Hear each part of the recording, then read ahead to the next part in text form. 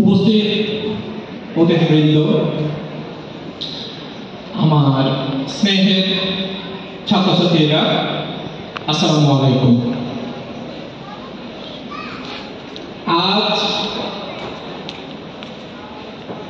এই বিশাল আয়োজন করতে পেরে আল্লাহ পাক রব্বুল আলামিনের কাছে শুকরিয়া জ্ঞাপন করছি। আমার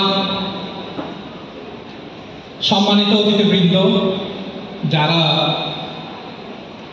অনেক মূল্যবান একটা সময় আমার এখানে দিচ্ছে, ধন্যবাদ জানাই তাদেরকে, ধন্যবাদ জানাই তোমাদেরকে। এই বৃষ্টির মধ্যে আমি যখন আজকে সকালে ঘুম থেকে উঠছি, আমার বাসার সামনে মোটামুটি খাল হয়ে গেছে বলা যায়। আমি পানি দিয়ে আসলাম, তখন চিন্তা করছি মনে হয় আজকে 10-12 জনের বেশি হবে না, কিন্তু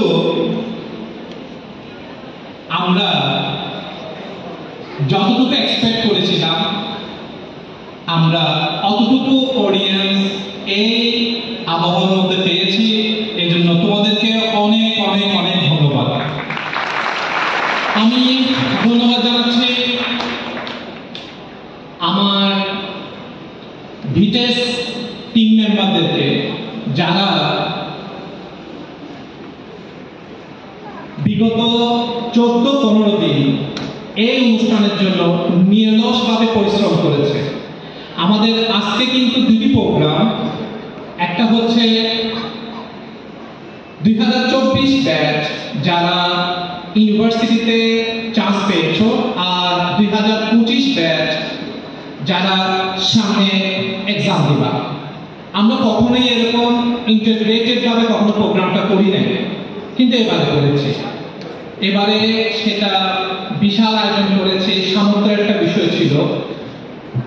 তো মূলত 25 ব্যাচ যারা, তারা যেহেতু সামনে ভার্সিটি অ্যাডমিশন টেস্ট দিবে, তারা দেখুক যে সফল যারা কেমন, তারা শীর্ষে যারা কেমন। তারা ভিটেজে এই পথ চলা 2020 সাল থেকে, 2020 সাল থেকে এই পথ চলা। আর আমি ইন্টারমিডিয়েট স্টুডেন্ট এবং ভার্সিটি অ্যাডমিশন টেস্ট যারা, তাদেরকে পড়াচ্ছি প্রায় 18 বছর ধরে পড়াচ্ছি। আর নিজে ইউনিক একটা প্রতিষ্ঠান দিলাম, সেটা হচ্ছে 2020 সালে। 2020, 21, 22, 23 পরপর 4 বছর চিটংয়ের মধ্যে সর্বোচ্চ ফলাফল অর্জন করেছিল ভিটেজ। তার বাধ্যতায় এই বছর আরো ক্লাসে চলে যাওয়া সক্ষম। এই বছর যতগুলো মেডেল স্থান পেয়েছি, আমি কোথায় আগে বুঝতে পারতেছিলাম না। আমরা যে প্রত্যেকটা যেটা বানাচ্ছিলাম, আমাদের ছবিগুলো ছোট ছোট হয়ে গেছে। এতগুলো মেডেল স্থান দিতে হয়েছে ফ্রন্ট পেজে, ছবিগুলো ছোট ছোট হয়ে যেতে বোঝা যাচ্ছে না। এতগুলো মেডেল স্থান শেষে বাদ দিতে হচ্ছে, নবমকে বাদ দিতে হচ্ছে, দশমকে বাদ দিতে হচ্ছে, শুধু নিতে পারছি ফার্স্ট, সেকেন্ড, থার্ড, ফিফথ, মানে জায়গা দিতে পারতেছি না। ওই যে রবীন্দ্রনাথ বলে না, ঠাই নাই নাই ছোট সে তরি, আমার সোনার দানে দিয়েছে ভরে। আমি অনেক আগে পড়ছিলাম, সে 2005-6 সালে পড়ছিলাম, যখন কলেজে ছিলাম। এরপর তার পড়া হয়নি, অনেকটা এরকম হয়ে গিয়েছে। তো আল্লাহর কাছে শুকরিয়া, এরকম একটা রেজাল্ট আল্লাহ পাক রব্বুল আলামিন দিয়েছে। তোমাদেরকে ধন্যবাদ, তোমরা পরিশ্রম করেছো, আমাদের গাইডলাইন, আল্লাহর রহমত সব মিলে এই রেজাল্ট। আমি একটু করে শুধু পরিশ্রমগুলো কয়েকটা বলি। সেটা হচ্ছে এই বছর আল্লাহর রহমতে চট্টগ্রাম ইউনিভার্সিটির বিবিএতে merit position 2nd, 3rd, Rajshahi ইউনিভার্সিটির বিবিএতে 1st, 7th, 8th, জগন্নাথের বিবিএতে 2nd, জিএসটি বিবিএতে 3rd, ঢাকা বিশ্ববিদ্যালয়ের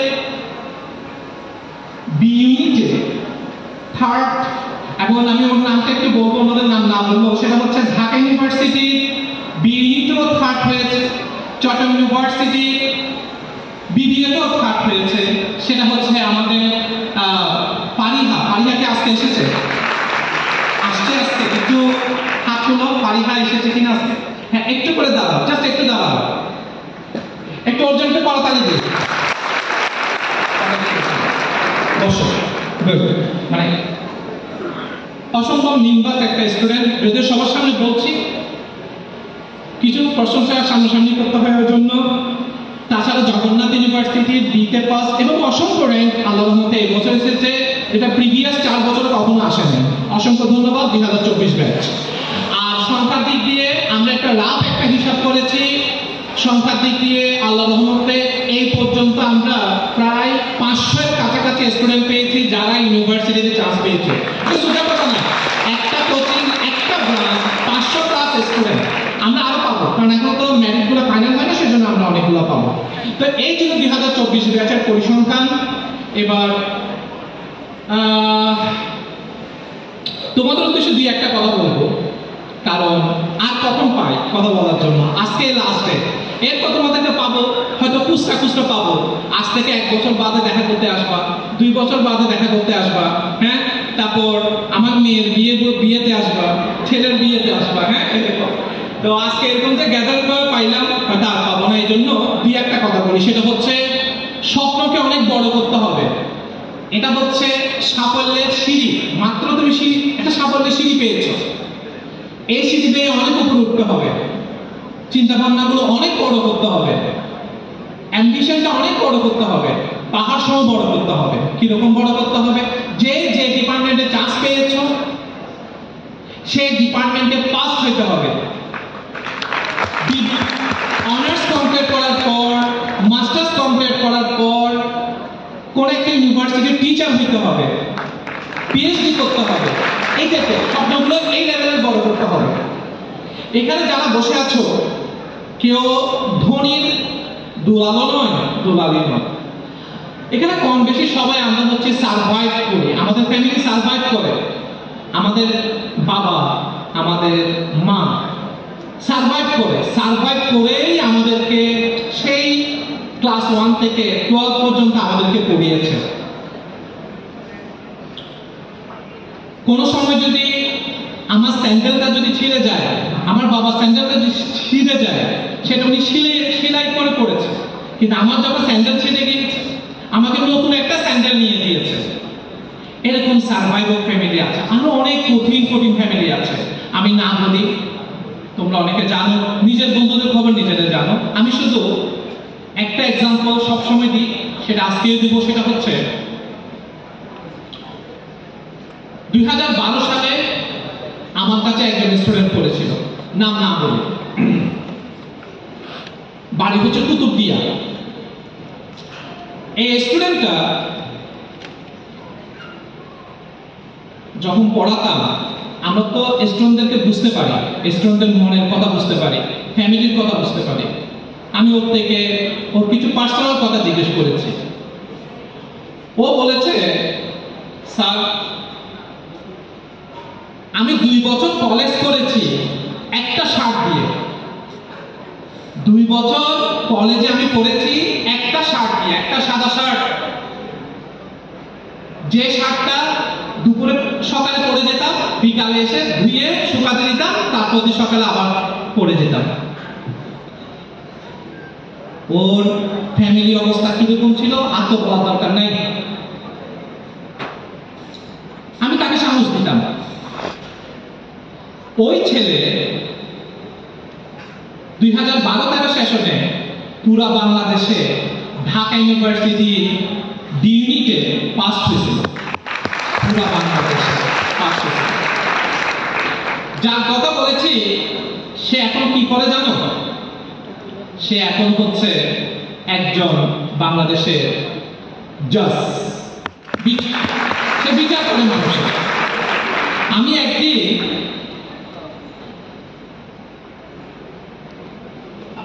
ক্লাসে হাতে ব্যাগ নিয়ে একটা ছবি দিয়েছিলাম, তখন সে কমেন্ট করেছিল যে স্যার আমাদেরকে কান ধরে রাখতেন। এখন তো পারি না, এখন প্রোফাইলটা বড় হয়ে গেছে, ডিজিটাল মানে একটু আপডেট হয়ে গেছে আর কি। হ্যাঁ, এখন অতটুকু শাসন করা যায় না, তখন আমার মামলা দিয়ে দিবে আমার নামে। ও এখানে কমেন্ট করেছে যে স্যার আমি আমাদেরকে আপনি কান ধরে দাঁড় করে রাখতেন, কান ধরে দাঁড় করে রাখতাম, কিছু তো ফল পাইছে। আমি ওর কমেন্টে রিপ্লাই দিয়েছি, এখন তুমি আসামিদেরকে কান ধরে দাঁড় করে রাখো। সো এগুলো হচ্ছে গল্প, একটা গল্প, এরকম অনেক গল্প আছে। এই গল্পটা বলার কারণ কি? এই গল্পটা বলার কারণ হচ্ছে এটা তোমার ফ্যামিলির হাল তোমাকেই ধরতে হবে। এখানে ছেলেও আছে, মেয়েরও আছে। সবসময় অনেক ফ্যামিলিতে আছে যে ফ্যামিলির হাল ধরার জন্য ছেলে থাকে না, মেয়েকে ফ্যামিলির হাল ধরতে হয়। লাস্ট আরেকটা কথা হচ্ছে অনার্স উঠেছ, অনার্সের বাংলা বুঝো, অনার্সের বাংলা কি? সম্মান। আমরা এতদিন ধরে তোমাদেরকে চিন্তা করেছি ছোট, মানে আমরা বলতাম বাচ্চা কাচ্চা, ইন্টার পর্যন্ত স্টুডেন্টদেরকে আমরা বলি বাচ্চা কাচ্চা। যখনই তারা অনার্সে উঠে তখন সম্মান, মানে বড় হয়ে গিয়েছে, এর বড়, তার মানে এখন থেকে বড়। সো এখন থেকে ফ্যামিলি থেকে টাকা নিয়ে চলবা এরকম টেন্ডেন্সি মাথা থেকে দূর করে ফেলতে হবে। ক্লিয়ার? অর্থাৎ টিউশন করবা, ইনকাম করবা, এরকম একটা টেন্ডেন্সি যাতে তোমাদের মধ্যে আসে। লাস্ট 2024 ব্যাচের জন্য লাস্ট কথা, সেটা হচ্ছে শুধু নিজের জন্য করলে হবে না, সমাজের প্রতি তোমার দায়িত্ব আছে। সমাজের প্রতি দায়িত্ব মানে তোমার আত্মীয় স্বজন যারা আছে, তোমার আত্মীয় স্বজন যারা আছে, তোমার পাড়া প্রতিবেশী যারা আছে, এখান থেকে তোমাকে তুলতে হবে। তুমি যেভাবে উঠে আসছো তোমাকে সেভাবে তুলতে হবে, এটা হচ্ছে তোমাদের দায়িত্ব। 2024 ব্যাচের জন্য কথা শেষ। এবার বলি 2025 ব্যাচের জন্য।